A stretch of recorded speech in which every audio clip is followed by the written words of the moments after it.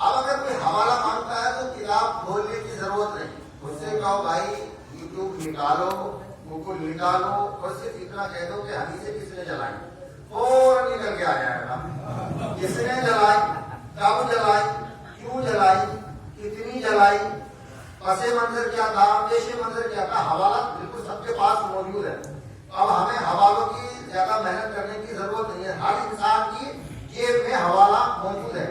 میں نے کہا کہ حضرت ابو بکر نے حدیثیں جلائی، تو آپ موبائل کھولیے اور اس میں کہیے کہ حضرت ابو بکر نے حدیثیں جلائی، فوراً ساری نکل کے آ جائے گی۔ اب ہمیں کتابوں کی سرچ کرنے کی ضرورت نہیں ہے، تو یہ ہمارے لیے آسانی ہے۔ اچھا، جب لفظ تراویح نہ قرآن کریم میں ہے نہ حدیث پاک میں ہے تو پھر آخر پڑھتے کیوں ہیں؟ یہ صحیح ہے یا غلط ہے؟ تو آئیے عزیزان ملت اسلامیہ، سب سے پہلی دلیل ہماری یہ ہے کہ آقا علیہ الصلوۃ والسلام نے کبھی تراویح نہیں پڑھی۔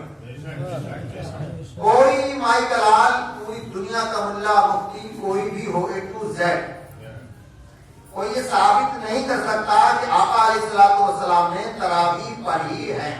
ہاں اتنا ضرور ہے کہ آقا علیہ الصلوۃ والسلام رمضان میں نفل عبادت کیا کرتے تھے، خود ہی پڑھتے تھے، اور رسول اکرم صلی اللہ علیہ وآلہ وسلم کو دیکھ کے صحابہ کرام کی نفل نماز پڑھا کرتے تھے۔ حضور خود پڑھتے تھے لیکن پڑھنے کا حکم نہیں دیا۔ تو یہ نماز نافلہ ہے۔ کیا ہے؟ نماز نافلہ۔ اچھا، رسول نے پڑھی نہ پڑھنے کا حکم دیا، تو نہ پڑھی نہ پڑھنے کا حکم دیا تو تراویح کا رواج ہی نہیں ہے، یعنی شریعت میں تراویح نہیں ہے۔ اچھا، اس کے بعد حضرت ابو بکر کا دور آیا، ان کے دور میں بھی تراویح نہیں پڑھی جاتی تھی،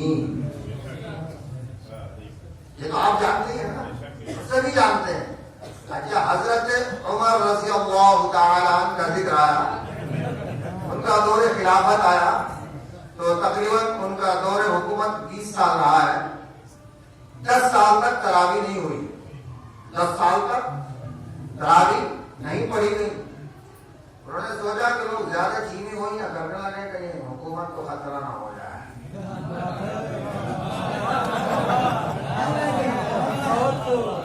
اس سے بہتر یہ کہ چینی ہوئی کریں گے کہ وہاں کا گورنر یہ کر رہا ہے، وہاں کا گورنر یہ کر رہا ہے، تو انہوں نے کہا اچھا تمہاری ڈیوٹی لگاتے ہیں، چلو نماز پڑھو، نماز پڑھو، چلو چلو صاحب کیا پڑھے جی؟ تراویح پڑھو۔ اللہ کا دیا تراویح میں صاحب پڑھ رہے، صبح کو لوگوں میں چیوی ہوئی ان کے بھائی یہ کون سی نماز ہے، یہ تو بدعت ہے۔ اب حضرت عمر رضی اللہ تعالیٰ عنہ کے پاس گئے کہ یہ آپ نے کون سا طریقہ رائج کیا اسلام میں؟ عمل بدعت ہذہ، کہ یہ اچھی بدعت ہے۔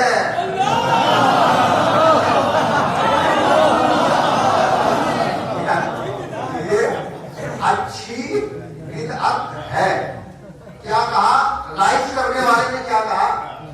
یہ اچھی بدعت ہے۔ آپ میرے جملے کو ذرا غور سے سن لیں، یہ اچھی بدعت ہے۔ اور جب تراویح پڑھتے ہیں تو کیا کہتے ہیں؟ جو میں نیت کرتا تھا وہ پڑھ کے سنا دوں، جو میں کرتا تھا وہ سناؤں گا تو آپ کو ذرا لطف آئے گا۔ نیت کی میں نے 2 رکعت نماز سنت، واسطے اللہ کے پیچھے امام کے محرہ کعبہ شریف کو اللہ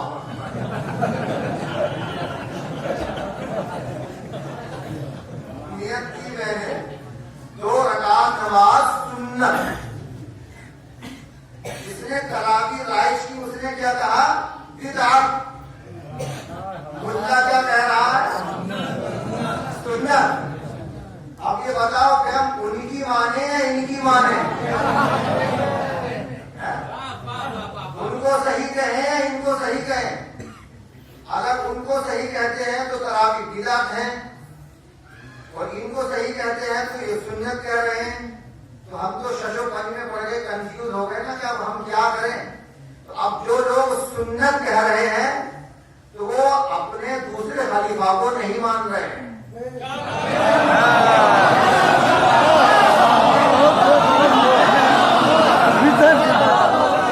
اپنے دوسرے خلیفہ کو مانے ہی نہیں۔ نیت کی میں نے 2 رکعت نماز बिदात, तो बिल्कुल सही था।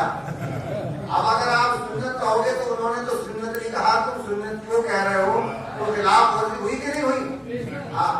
अब नंबर 1 तो तरावी पढ़ना बिदअत है, सुन्नत नहीं है।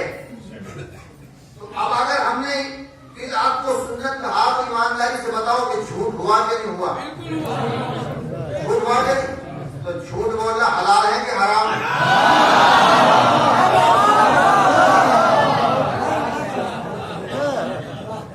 अब तरावी हराम हुई कि नहीं? झूठ बोलना हराम है कि नहीं? तो तरावी क्या हुई?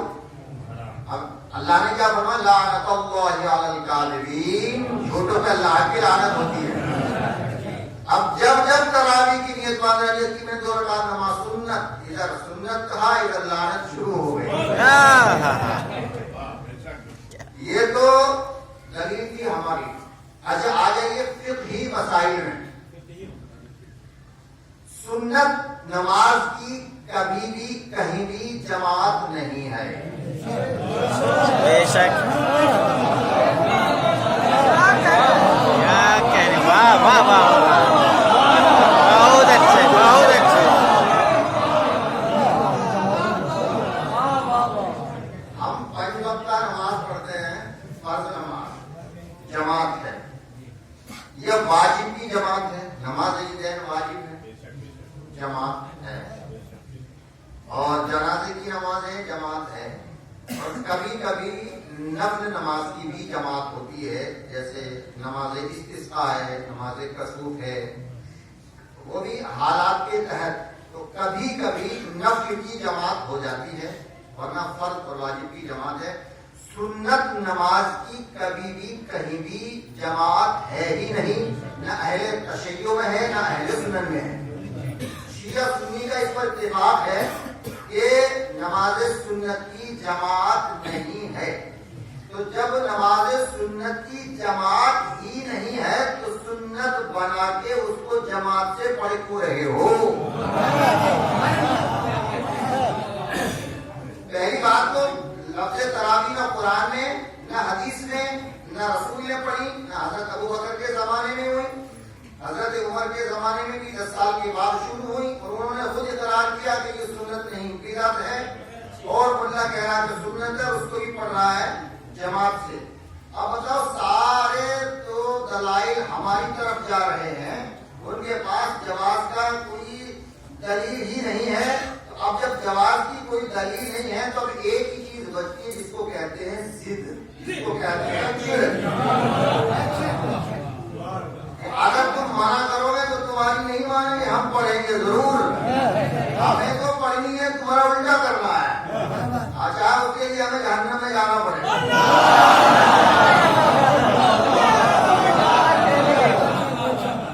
जैसे शैतान अड़ गया ना, नहीं मुझे जहन्नम में जाना पड़े, लेकिन आदम को सजदा नहीं करूंगा।